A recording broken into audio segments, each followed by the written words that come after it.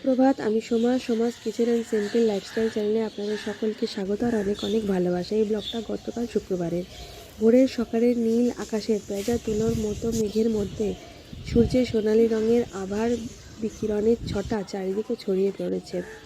সোনালি রঙের এই মেঘগুলোর স্নিগ্ধতা আমাকে মুগ্ধ করেছে, আর এই অপূর্ব দৃশ্য আপনাদেরকে উপহার দিতে পেরে আমার ভীষণ ভালো লাগছে। শুভ সকাল, সুপ্রভাত, good morning, have a nice day.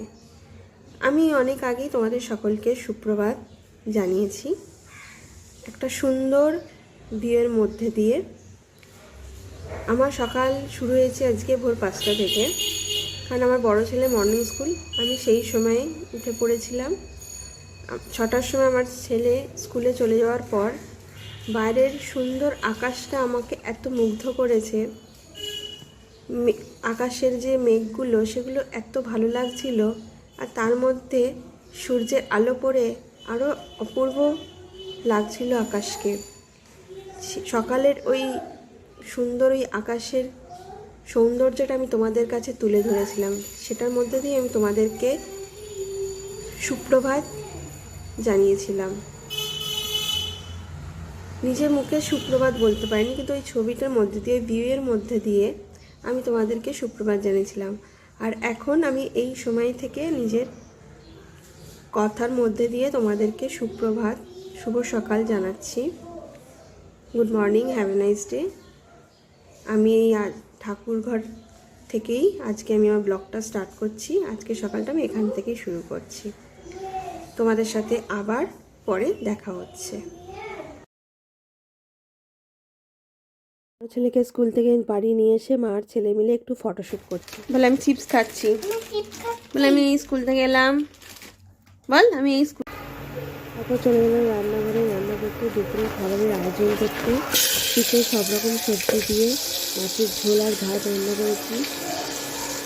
সবজির মধ্যে দেখতেই পাচ্ছ, প্রথমে দিলাম মূলো, গাজর, শিম, বিনস, টমেটো, পেঁপে, কাঁচকলা, পটল, ফুলকপি, কুমড়ো, সব রকম সবজি দিয়ে মাছের ঝোল আর ভাত। এই হচ্ছে আমাদের দুপুরের খাবার পথ।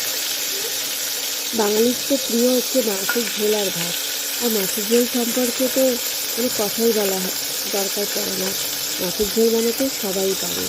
ওই নতুন করে মাছের ঝোলের রেসিপি দেওয়ার বা পদ্ধতি বলার কোনো দরকার নেই, সেটা সবাই বানাতে পারে, যে যেমন পারেই হোক না কেন।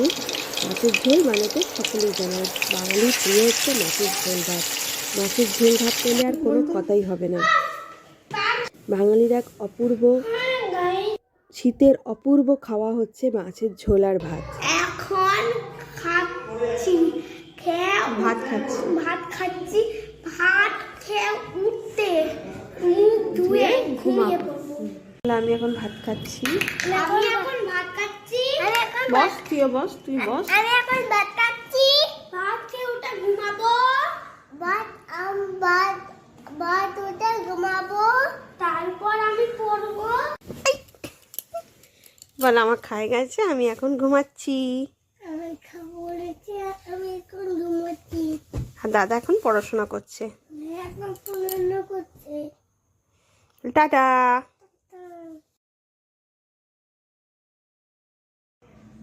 গুড ইভিনিং, শুভ সন্ধ্যা। ঘরে সন্ধ্যে দিয়ে চলে গেলাম শরীরচর্চা করতে। শরীরচর্চা করে বাড়ি ফিরে আসার সময় একটি সুন্দর পাখি দেখতে পেলাম, সেটি হচ্ছে কাকাতুয়া। দূর থেকে এই কাকাতুয়ার ভিডিও করছিলাম, আর সেই ভিডিওটি আপনাদের কাছে শেয়ার করছি। তারপর বাড়ি ফিরে এসে আমার ছোট ছেলে আমাকে নিয়ে একটু সুন্দর কবিতা বলেছে। কমেন্টসে জানাবেন কবিতাটা কেমন হয়েছে। কই কই কই কই কই আমার মা গেল কই, মার তালা কি করে ঠাকুর দেখতে দিল। যেটা ভালো লাগলে like, comment, share and subscribe করবেন। সবাই ভালো থাকবেন। টাটা, বাই বাই, লাভ ইউ সকলকে, শুভরাত্রি, গুড নাইট। আবার কালকে দেখা হবে। টাটা, বাই বাই, লাভ ইউ সকলকে।